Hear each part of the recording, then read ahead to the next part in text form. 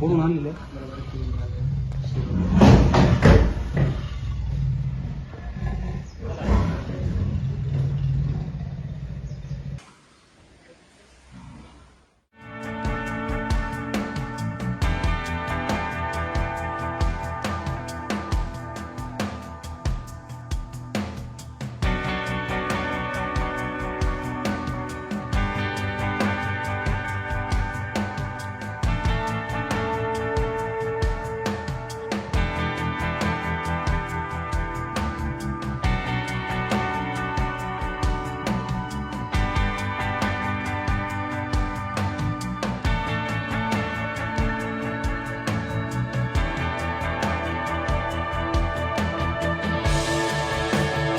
उत्तर पुणे जिल्ह्यामध्ये बिबट आणि मानव संघर्ष हा गेल्या अनेक वर्षांपासूनचा आहे.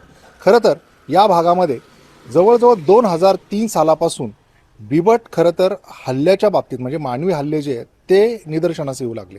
सुरुवातीला जुन्नर भागामध्ये या बिबट्याचा वावर अधिक होता, मात्र तो शेजारच्याच तालुक्यांमध्ये आंबेगाव, खेड, शिरूर या भागामध्ये वावरू लागला.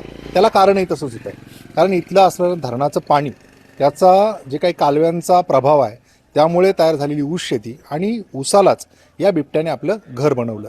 जंगलतोडीचा परिणाम या सगळ्यावर झाला हे वेगळं सांगायला नको. मात्र या बिबट्यांच्या बाबतीत आता सध्या जो काही संघर्ष टोकाला पोहोचला आहे त्याच्यामुळे हे बिबटे पकडण्याचं एक मोठं आव्हान हे शासनासमोर, वन विभागासमोर निर्माण झालेलं आहे.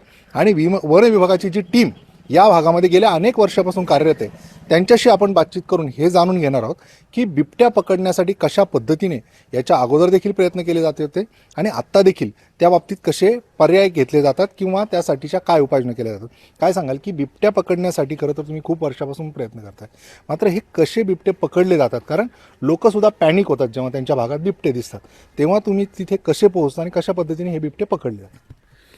आता हा जो भाग आहे हा सर्व आपला शेतीचा भाग आहे आणि आपण सांगितल्याप्रमाणे ऊस शेती हा बिबट्यांची वाढ होण्याचा सगळ्यात महत्त्वाचा घटक आहे. आता ही जरी ऊस शेती असली तरी हे सगळे शेतकरी वर्ग आहे, यांची सगळी शेतातच घरं असतात, एकच घर आणि त्याबरोबर सगळी कडेला ऊस शेती. त्यामुळं आपल्याला माहितीच आहे की बिबट्यांची संख्या वाढते, पर्यायाने खाद्य कमी होतं आणि मग माणसांवर हल्ले वाढतात. म्हणजे त्याच्या नजरेच्या समोर जे लहान आहे, लहान मुलं असेल किंवा बसलेली व्यक्ती असतील, तर आता अशी जर कुठे घटना घडली तर आत्ता तरी फॉरेस्टकडून पिंजरे लावले जातात. पिंजऱ्यामध्ये एखादं त्याचं भक्ष्य ठेवलं जातं, बकरी वगैरे असं, आणि मग तो आपण बिबट्या पकडतो आणि तो कॅच केल्यानंतर आपण तो माणिकडोला नेऊन ठेवतो. आता हा झाला याच्यात पकडण्यासारखा.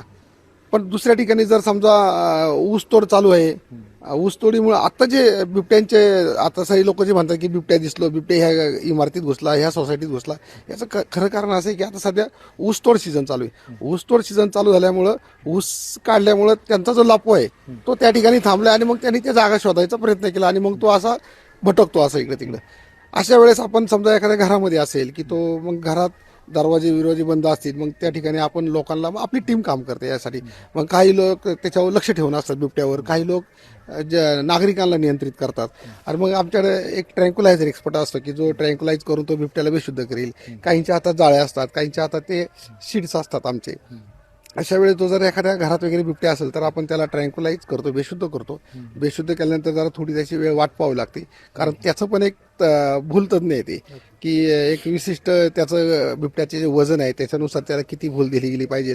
ते दिल्यानंतर सुद्धा ज्यावेळेस बिबट्या बेशुद्ध होतो मग आपण चेक करतो, व त्याच्या डोळ्याच्या भावल्या जरा जाड झालेल्या असतात वगैरे, त्याची हालचाल मंदावली जाते. नंतर अशा वेळेस आपण त्याच्या तोंडावर पहिलं फडकं टाकतो काहीतरी काळं, की जर आपण जवळ गेलो आणि त्याला साधारण जरी सुद्धा असेल, जर त्यांनी फटका मारला तरी माणूस हा डॅमेज होऊ शकतो.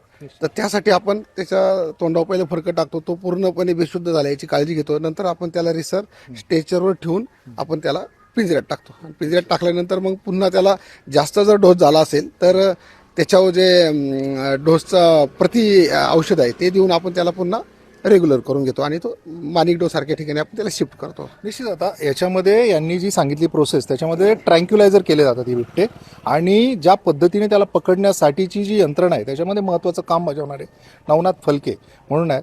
कशा पद्धतीने ट्रँक्युलाइज केले जातात त्या बिबट्यांना बेशुद्धीचं किंवा त्याला पकडण्यासाठीच्या कशा हालचाली होतात? ज्यावेळेस आम्ही त्या ठिकाणी पोहोचतो, मुळात त्या ठिकाणचं सगळं रेखी केली जाते की एक्झॅक्ट बिबट्या एक्झॅक्ट लोकेशन त्याचं.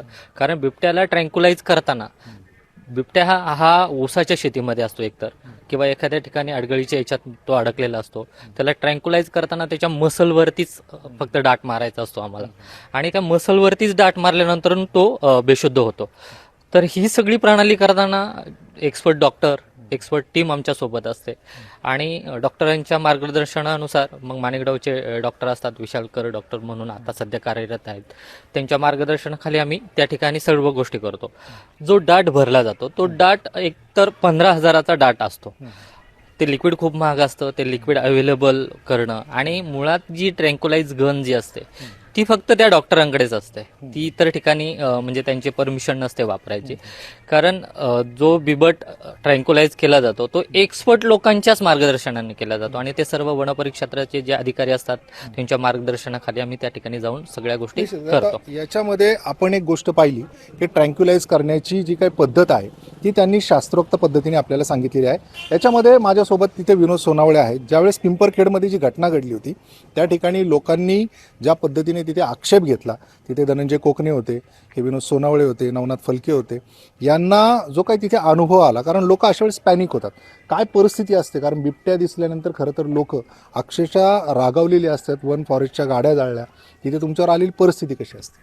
सर, आता परिस्थिती अशी आहे की लोकांचं म्हणणं आहे की आम्हाला आमचा जो भाग आहे तो बिबटमुक्त करा. आम्हाला हा जो बिबट्या प्रश्न आहे हा तात्पुरत्या स्वरूपाचा नाही पाहिजे, कायमस्वरूपी बिबटपासून मुक्त करा. पण आता परिस्थिती अशी आहे की काही ज्या शासनाच्या पॉलिसी ज्या आहेत की तो बिबट्या आहे तो शेड्यूल 1मध्ये आहे, ती लुप्त होणारी एक प्रजाती होती, त्याच्यामध्ये त्याचा सहभाग केलेला गेलेला आहे. त्यामुळे त्याला लोकांचं असं म्हणणं होतं त्याला मारा, म्हणजे पिंजरा जर बिबट्या जर सापडला तरी लोकांचं म्हणणं होतं त्याला मारा, पण तसे आदेश नव्हते किंवा तसं करता येत नाही आपल्या त्याच्यामध्ये. लोक चिडणे वगैरे साहजिकच आहे, कारण की हल्ले होतात.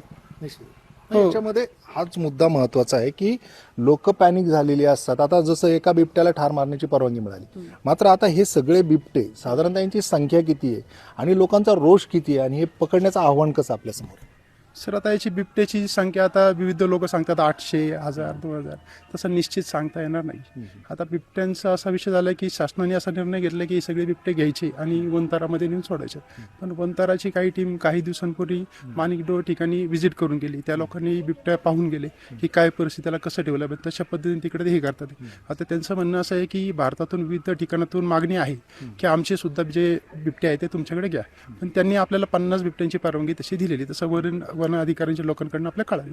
त्यांनी असं सांगितलं की आता जे बिबटे आहेत तर त्यांना आता एका कप्प्यामध्ये 2-2 बिबटे ठेवा, एक नर आणि एक मादी ठेवा.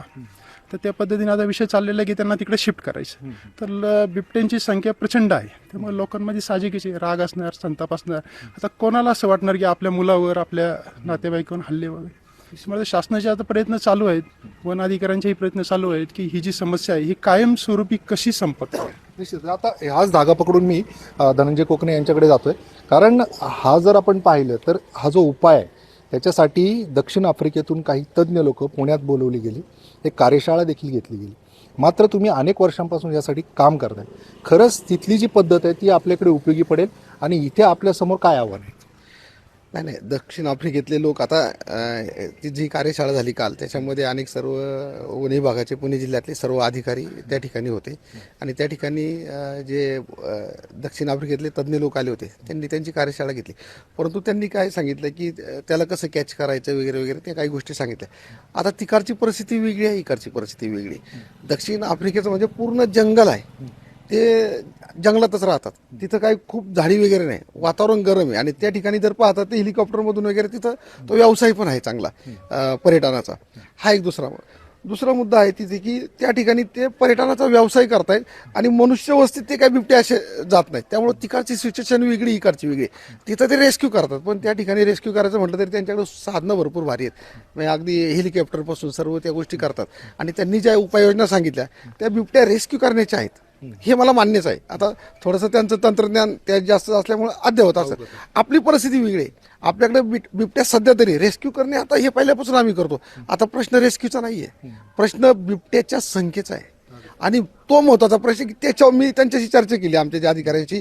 हा तर विषय आहे, आपण रेस्क्यू करू, विहिरीत पडलेला बिबट्या कसा रेस्क्यू करायचा, घरामध्ये असणारा कसा रेस्क्यू करायचा, जाळीत अडकलेला कसा रेस्क्यू करायचा, ऊसात असणारा कसा रेस्क्यू करायचा, हे फक्त त्याच्या सिस्टीम वेगळ्या वापरल्या. हा रेस्क्यू करणे हा भाग नाही आपल्याकडं बिबट्याची संख्या कंट्रोल कशी करता येईल, कारण पर्याय नाही. खाद्य कमी आहे, खाद्य कमी असल्यामुळे तो मनुष्यांवर हल्ले करतो, बिबट्यांची संख्या वाढती. याला कारण ऊस आहे. ऊस तर आपण नष्ट करू शकत नाही, कारण ते शाश्वत पीक आहे. शिवाय त्या म्हणजे डायरेक्ट सांगायचं म्हणजे त्याला राजकीय आश्रय पण आहे, त्यामुळे ते होऊ शकत नाही. आता आपल्याला ह्या जास्त बिबट्यांचं करायचं काय.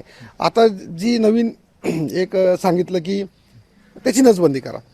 आता नसबंदी करा हा प्रश्न तर अमोल कोल्हे खासदारांनी बऱ्याचदा संसदेत मांडला, आपण साहेबांनी पाहिलाय. परंतु आता शासनाला ह्या भागाला परवानगी काय दिली म्हणजे असं बोललं नाही, पण हास्यास्पद वाटतं की फक्त 5 बिबट्यांवर नसबंदीसाठी त्याला एक ते इंजेक्शन द्या, त्याच्यावर 3 वर्ष ऑब्झर्वेशन करा आणि त्याच्यानंतर आपण त्याचा पुढे निर्णय घेऊ. 3 वर्षात बिबटे आता जर 1000 असतील तर 4000 होतील. हे काय करायचं. त्यामुळं हा धोरणात्मक निर्णय. आपण वन विभागाच्या लोकांना दूषणं देणे आणि वन विभागाचं कारले जाळणे, गाडी जाळणे हा मार्ग नाही. हा मार्ग आहे की राजकीय लोकांनी जे निर्णय घेऊ शकतात, जे धोरणात्मक निर्णय घेऊ शकतात, यांनी हा प्रश्न कयास केला पाहिजे. नाहीतर आता काय होतंय की हातबल आहेत वन अधिकारी. आणि आता आपण पाहिलं की आता बिबटे हे तुम्हाला मरून पडलेले दिसतात, म्हणजे मृतावस्थेत बिबट्या सापडतो. आणि लोक एवढी पॅनिक झालेली आहेत की आता त्यांच्या पुढे पर्याय नाही. म्हणजे आता घरात आलेला बिबट्या वन विभागाला सांगितलं तर त्यांच्याकडे पिंजरे शिल्लक नाहीत. आता वन विभाग तुम्ही जर माणिकडोला गेलो तर बिबटे जवळजवळ आता 80-90 बिबटे तिथं झाले. ठेवायचे कुठं त्याला, रोज खायला काय घालायचा हा प्रश्न आहे. संख्या हा लय मोठा महत्त्वाचा विषय आहे. त्यामुळे संख्येवर कंट्रोल करण्यासाठी धोरणात्मक निर्णय, त्याला तर लवकरात लवकर म्हणजे एक तर नसबंदी पॉवरफुल, नाही तर मग गाडगीळ सरांनी सांगितलं ते, पण आता ते शक्य होणार नाही किंवा त्याला मी सहमत पण नाही. परंतु बिबट्यांची संख्या कमी करणे हा एकमेव त्याच्यावर मला मार्ग दिसतो. तर अशा पद्धतीने आपण पाहिलं की गेल्या अनेक वर्षांपासून हे जे निसर्ग साहस संस्था, आपत्ती व्यवस्थापन आणि साहस हे जे प्रशिक्षण केंद्र आहे, इथे अनेकदा या बाबतीतली प्रशिक्षणं घेतली जातात. आणि त्यातलीच ही काही तज्ज्ञ मंडळी होती ज्यांनी आपल्याशी संवाद साधला आणि ह्या मानव बिबट्या संघर्षाच्या बाबतीत खऱ्या अर्थाने काय होतं हे जाणून घेण्याचा आपण यातून प्रयत्न केला. आता ही जी वाढलेली बिबट्यांची संख्या आहे याच्या बाबतीत बिबटे पकडणे, आता पकडल्यानंतर सुद्धा जे माणिकडो निवारा केंद्र आहे त्या ठिकाणी ते हाऊसफुल झाले. शेजारीच एका नवीन प्रकल्पाची घोषणा झाली आहे. आता तिथे ते जेव्हा तयार होईल तेव्हा त्या ठिकाणी ते बिबटे ठेवता येईल. तूर्त पकडलेले बिबटे आहे त्या पिंजऱ्यांमध्ये आहे अशी अवस्था आहे. दुसरीकडे वनतारामध्ये केवळ 50 बिबटे घेण्याची परवानगी दिलेली आहे. त्यामुळे आता या बिबट्यांवर नियंत्रण कसं आणायचं हा सर्वात मोठा प्रश्न शासनासमोर उभा राहिलेला आहे. आता मारणे हा पर्याय जो आहे तो संयुक्तिक इतका वाटत नाही, कारण याच्यावर अनेकदा उहापोह झालेला आहे. मात्र आता ज्या पद्धतीने ज्या स्थानिक नागरिकांच्या दृष्टिकोनातून हा बिबट घातक ठरतोय त्या ठिकाणी हे बिबटे मरताना दिसत आहेत, यावर देखील प्रश्नचिन्ह उभं राहत आहे. त्यामुळे लवकरात लवकर शासनाने यावर शाश्वत उपाय काढणं अत्यंत गरजेचं बनलेलं आहे. अविनाश पवार, NDTV मराठी, घोडेगाव, पुणे.